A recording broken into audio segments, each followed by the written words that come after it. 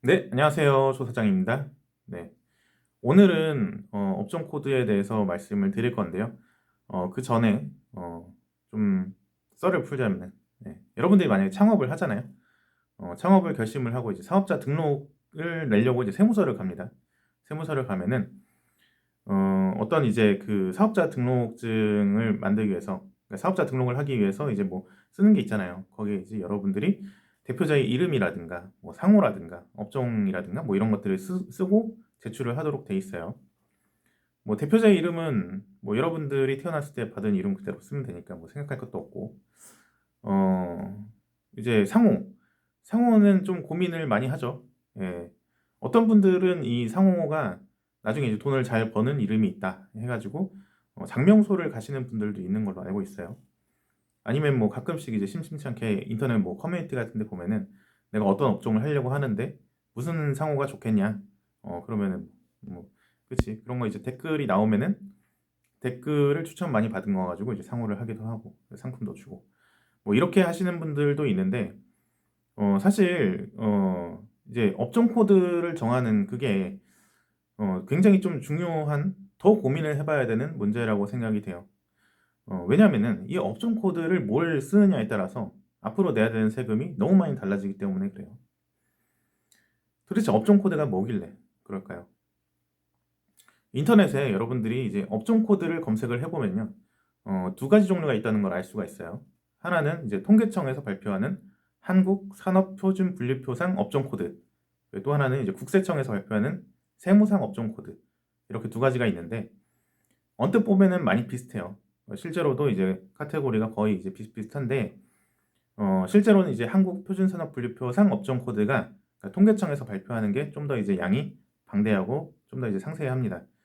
왜 그러냐면은 이제 통계청이 먼저 이제 실태 조사를 하고, 그래서 어떤 업종이 뭐 없어지면 이제 뭉뚱그리고, 또 이제 어떤 새로운 업종이 생겨났다 그러면은 전문가들의 의견을 막 취합을 해가지고 그런 업종을 새로운 이제 통계 지표를 또 만들어야 되니까, 그렇게 이제 업종을 코드를 새로 이제 신설을 하게 돼요.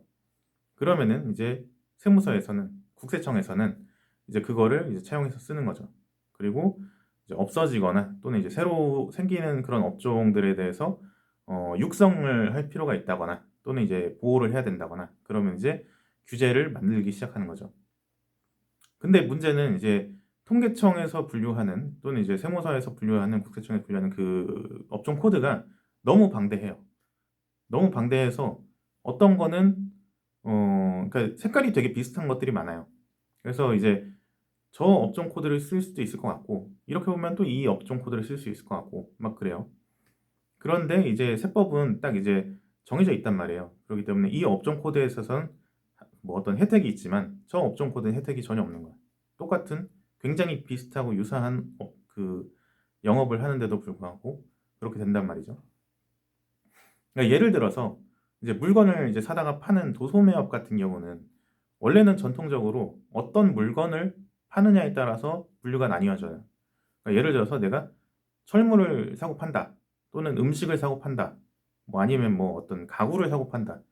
왜냐면 이제 그 내가 파는 그 물건에 따라서 뭐 어떤 임차 구조, 뭐 사무실이나 영업장의 구조도 되게 크게 바뀌게 되고 그 마진도 다 다르단 말이에요. 그렇기 때문에 그렇게 분류하는 것 자체가 큰 의미가 있어요. 그런데 이제 인터넷에서 소위 말해서 전자상거래를 하시는 분들 같은 경우는 사실 이제 애당초 거의 무점포란 말이에요. 점포가 없는 상태로 물건을 막 사고 판단 말이에요. 그렇기 때문에 기존의 어떤 업종 코드를 가지고 통계를 내보면은 이 통계에서 한참 벗어나는 거야. 그리고 이제 그런 벗어나는 게 이제 한두 개면은 그냥 무시할 수 있는데, 워낙 이제 그 산업이 커지고 이제 더 이상 무시를 할 수가 없죠. 그렇기 때문에 걔네들만 따로 이제 업종 코드를 만들게 됩니다. 만든 지는 꽤 됐어요. 그래서 이 전자상거래 같은 경우는 내가 도소매를 하느냐 아니면은 상품 중개를 하느냐 뭐 이 정도로 분류를 하도록 되어 있어요. 그런데 이제 세법에서는 이런 전통적인 어떤 그냥 가게를 내서 도소매를 하는 그런 경우는 그다지 혜택을 많이 주지 않아요.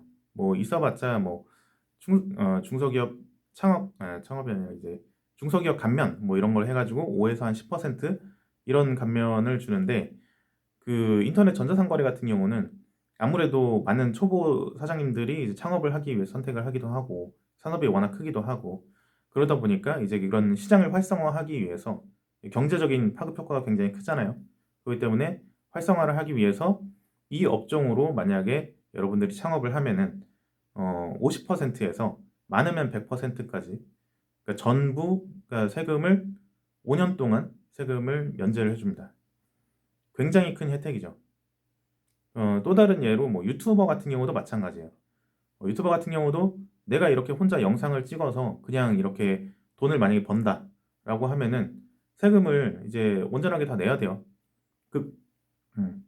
그런데 이제 내가 어떤 스튜디오를 임차를 하고 이제 사람들을 고용을 하고 해서 일반 가스자로 만약에 낸다, 그러니까 정식으로 만약에 한다 그러면은 역시 마찬가지로 이것도 산업을 막 이렇게 활성화하기 위해서 마찬가지로 50%에서 이제 100%까지 5년 동안 이제 감면을 받을 수도 있습니다.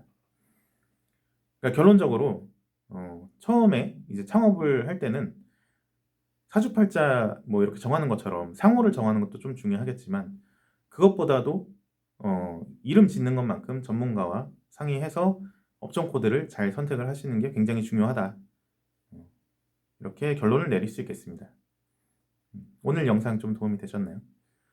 좀 약간 구체적인 사례를 좀 더 들어드렸으면 좋았을 것 같은데 어쨌든 오늘 영상은 여기까지 하도록 하겠습니다. 오늘도 사장님들 고생 많으셨습니다. 이상 조 사장이었습니다. 감사합니다.